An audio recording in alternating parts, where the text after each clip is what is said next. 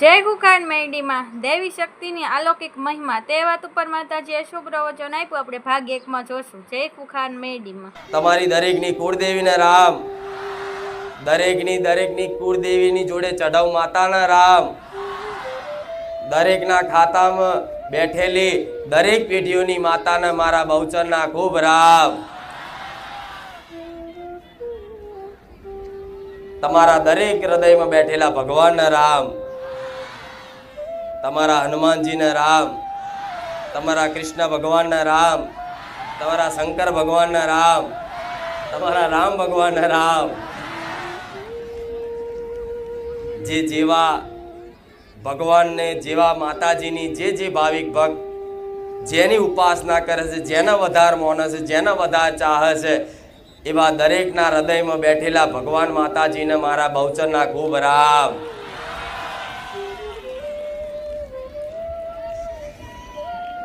રામ કેમ કે તમે મનુષ્ય છો. ભગવાનનો વાસ આ સૃષ્ટિના કણે કણમાં છે.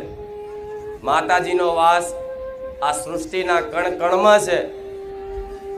તો જો સૃષ્ટિના કણ કણમાં દરેક જગ્યાએ કદાચ ભગવાનનો વાસ હોય તો એ સૃષ્ટિમાં સર્વશ્રેષ્ઠ જીવ કહેવાય તો મનુષ્ય.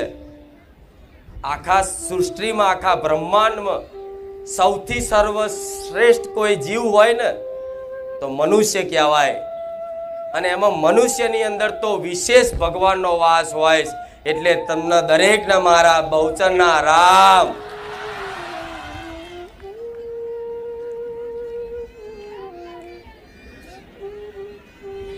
રામ આજ બારેજા ધામ આયા, કંઈક ની કંઈક નવી એક આશાઓ લઈને આયા, કંઈક ની કંઈક માનતાઓ લઈને આયા, કંઈક ની કંઈક અરજીઓ લઈને આયા. પણ મારા ધામમાં આવેલા દરેક ભાવિક ભક્તોને હૃદયથી એવા આશીર્વાદ આલું કે મારા ધામમાં અમથાયથી કોકની જોડે ઓટો મારવા આવ્યા છે ને, અને થોડો ઘણો કદાચ મારા પ્રત્યે વિશ્વાસ રાખી અને 5 મિનિટે કદાચ ઊભા રહ્યા છો ને તો તમારું આ ધામમાં આવેલું એડે નહીં જવા દો મારા બહુચરના રામ.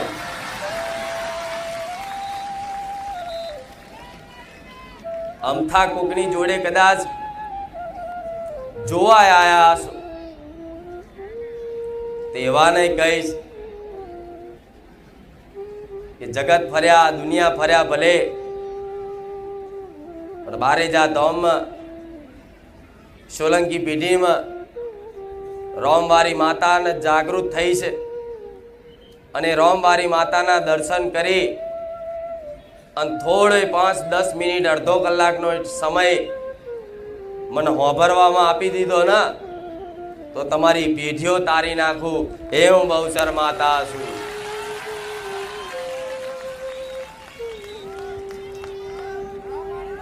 ભલે રામ, ભલે ગમે તે ઉદ્દેશ્ય આયાસ, ગમે તે માગણી લઈને આયાસ, ગમે તે કામના કરીને આયાસ, ગમે તે દુઃખનું સમાધાન લેવા માટે આયાસ, પણ કંઈક ની કંઈક વાતે તમે દુઃખી છો એટલે મારા ધામમાં કાલાવાલા કરી મા કરી કગરતા આયાસ. તો મા કરી અને મારા ધામમાં આવતા હોય ને તો હું તમને મારા ભગત નહીં પણ મારા દીકરા જોવાનું છું, આવું માનજો. હું તમને મારા પોતાના માનું છું. કેમ? કેમ કે મને ખબર છે તમે મને ખૂબ ચાહો છો, ખૂબ માનો છો, રાત દિવસ મને યાદ કરો છો. ગમે તે તકલીફ પડે, ગમે તે મન ખાલી દુખાય ને તરત બારેજા ધોમ હોભરે, સ્મરણ બહુચર મેરડી યાદ આવે. ભલે તમે મેરડીને યાદ કરો કે મને બહુચર ન કરો, પણ હું માતા તો એક જ છું, મારા બહુચરના રામ.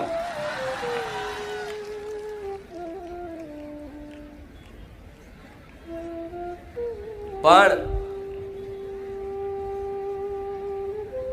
જેટલી જેટલી વખત તમારા મુખે મારું નામ આવ્યું હશે, જેટલી જેટલી વખત તમારા મુખે મારા રોમનું નામ આવ્યું હશે, જેટલી જેટલી વખત તમારી કુળદેવીનું મુખે નામ આવ્યું હશે, એક એક વખત લીધેલું નામ ક્યારે એડે નહીં જાય, આટલો વિશ્વાસ રાખજો. અમથુય કદાચ હેરતા ચાલતા તે મુખેથી નામ આવી ગયું હશે ને તો ક્યારે એડે નહીં જાય, આટલો દરેક ભાવિક ભક્તો વિશ્વાસ રાખજો. હું બોલું છું એના પ્રમાણ પુરાવા સાથે બોલું છું. તો વિશ્વાસ રાખશે ને જે ભાવિક ભક્ત, એને એક નામ ખાલી મારું કાફી રહેશે, આવું માતા બોલું છું.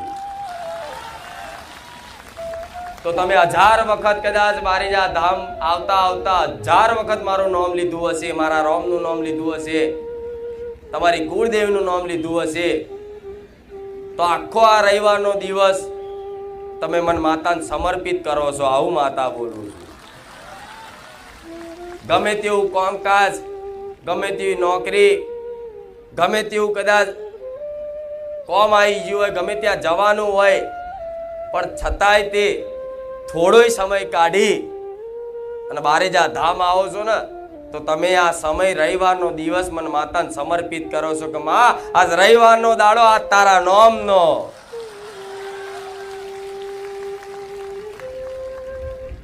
તો આજ રવિવારનો દિવસ જેણે જેણે મારા નામનો સમર્પિત કર્યો છે ને એ દરેક ભાવિક ભક્તોને કહીશ, વિશ્વાસ રાખજો. તમારા ઘેર તમારી માતાઓને જાગૃત કરીને બોલતી ના કરી આલો મારું નામ માતા નહીં.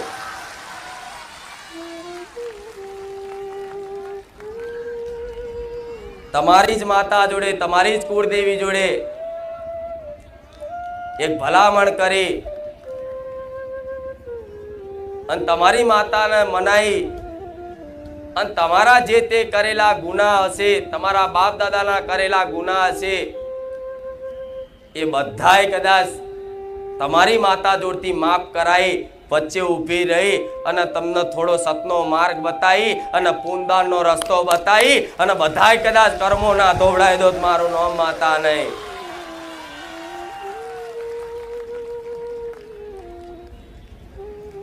દુખી થવાના કારણો હોય છે, એમને કોઈ દુખી થતું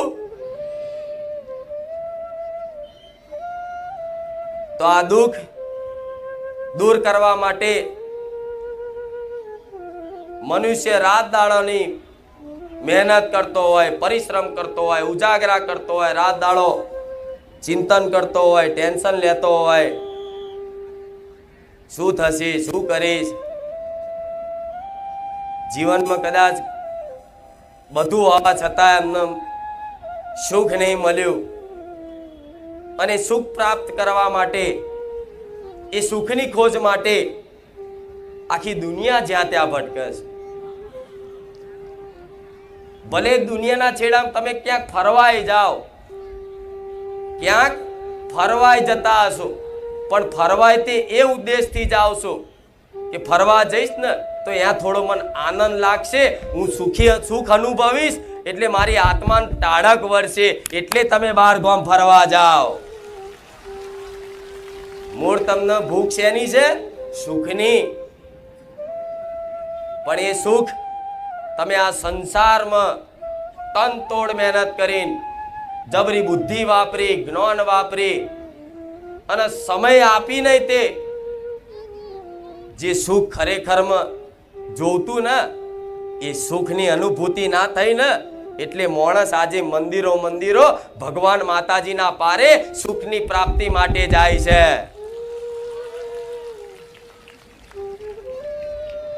કે ભગવાન હવે તો તમારા પારે આવ્યો છે, હે માતાજી હવે તો તમારા પારે આવ્યો છું, તમારા શરણે આવ્યો છું, હવે કદાચ મને સુખી કર દો, હવે મારા દુઃખનું નિવારણ કર દો. સંસારમાં બધી જગ્યાએ ભટક્યો, બધી જગ્યાએ ફર્યો, પણ હવે માં હવે એવું અમને અહેસાસ થાય છે કે માં હવે અમારું જગતમાં કોઈ નહીં રહ્યું. માં અમે નોંધારા થયા, ભલે અમારું પરિવાર છે, અમારું કુટુંબ છે, અમારો સમાજ છે, બધું જ છે માં, પણ આજ બધાય સ્વાર્થી છે માં. અમારા દુઃખની વેદના કોઈ સમજવા વાળું નહીં. બસ એક માં તું મારી દુઃખની વેદના સમજજે, મારા દુઃખ દર્દ દૂર કરજે.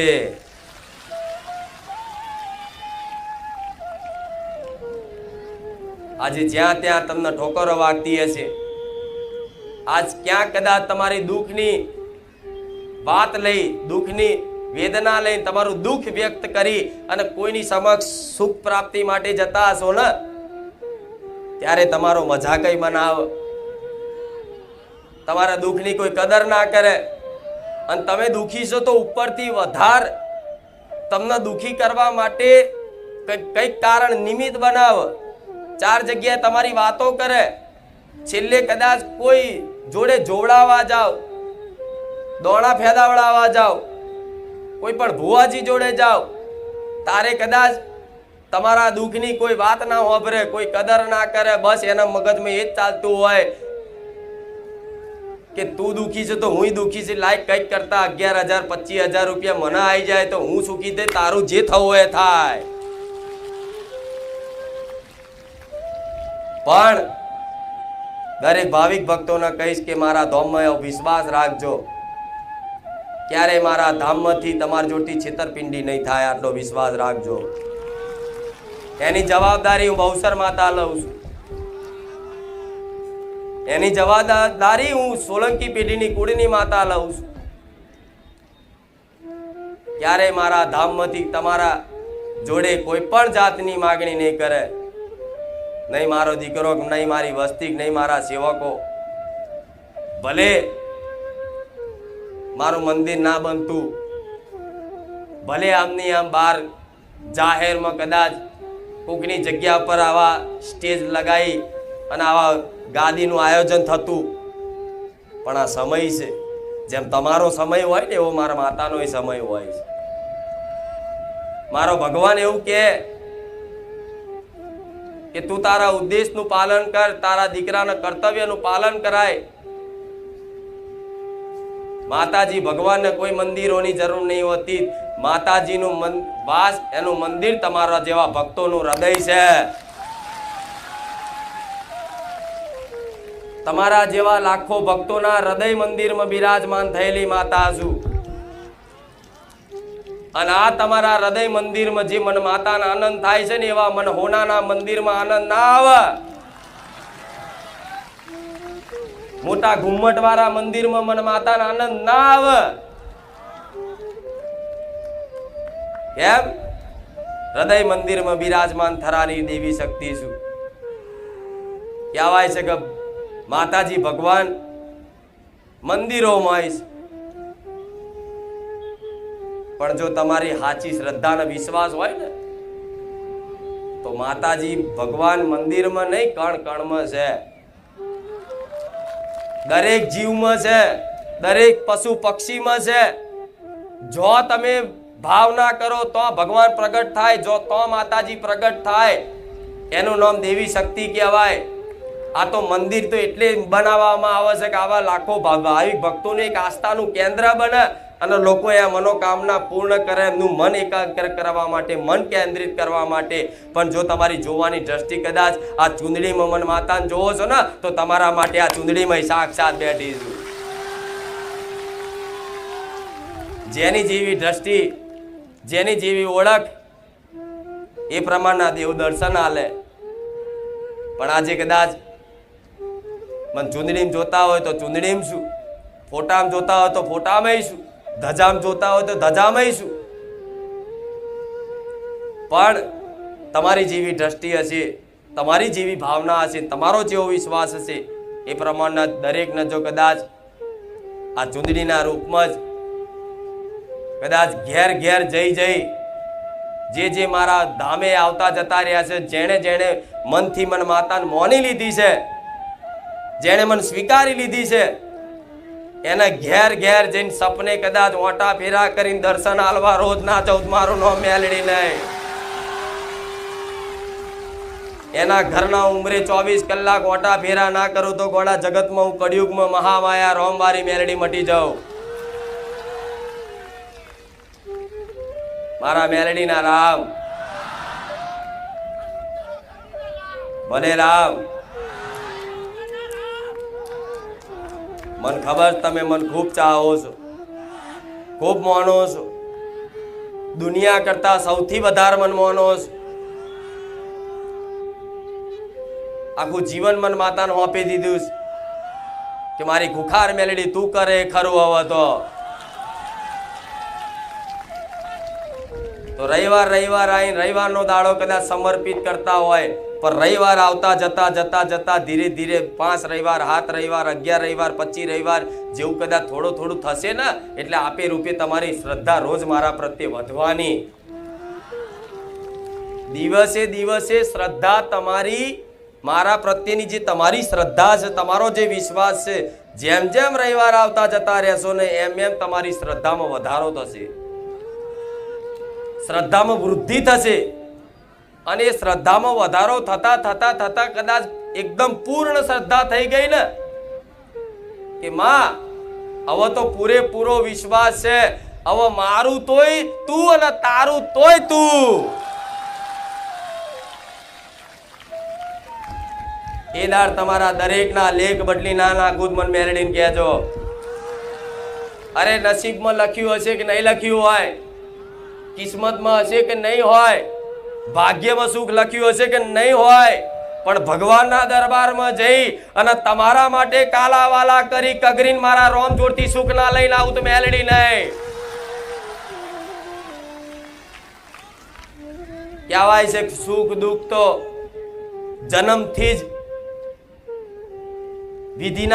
વિધાતાના લેખમાં લખાઈ જાય છે. જન્મથી જ માણસ મનુષ્યનો જ્યારે જન્મ થાય ને ત્યારે જ એને સુખ દુઃખ લખાયેલું જ આવે. દરેક જાણો છો ને, કોઈ રાતોરાત કરોડપતિ થઈ જાય તો શું કે એનું કિસ્મત જબરું છે, એનું ભાગ્ય કહેવાય. કે છે ને આવું તો કદાચ એવા ભાગ્યમાં કોઈ કારણોસર કદાચ તમારું સુખ નહીં લખેલું હોય ને તો વિશ્વાસ રાખજો, તમારી ભક્તિમાં તમારા વિશ્વાસમાં એ સામર્થ્ય છે કે ભલભલા વિધિના લેખય ભૂસી નાખવાની તાકાત ધરાવે છે દેવ. જો ભાગ્યના ભરોસે હેડો ને તો આ જીવન નહીં જાય. કિસ્મતના ભરોસે હેડશો ને તો આ જીવન બહુ લાંબુ આગળ જતા નહીં હેડે. નિરાશ થઈ જશો, દુઃખી થઈ જશો, છેલ્લે મરવાના વિચાર આવી જશે કે માં હવે તો બધું જ કરીને થાક્યા છે, છતાંય માં અમે કોઈ વાતે સફળ નહીં થયા. ભણ્યા ગણ્યા, નોકરી મેળવી, બધું કર્યું, પણ છતાંય સારી નોકરી હોવા છતાંય તે માં કંઈક ના કંઈક દુઃખ દરેકના ઘરમાં છે ને. કોઈના ઘર પરિવારના સંસારના દુઃખ છે, કકરાટ, ઝઘડા, કંકાસ, કોઈને પૈસાથી દુઃખી છે, કોઈ બીમારીથી દુઃખી છે, કોઈને સંતાન નહીં, કોઈને રહેવા ઘર નહીં, કોઈને નોકરી ધંધો નહીં, કંઈક ની કંઈક વાતે અલગ અલગ માણસોનું અલગ અલગ દુઃખ કોઈને વ્યક્તિગત છે જે કોઈ નહીં કહી શકતો. એવા કઈક ભાવિક ભક્તો છે બેઠા છે, મને ખબર છે.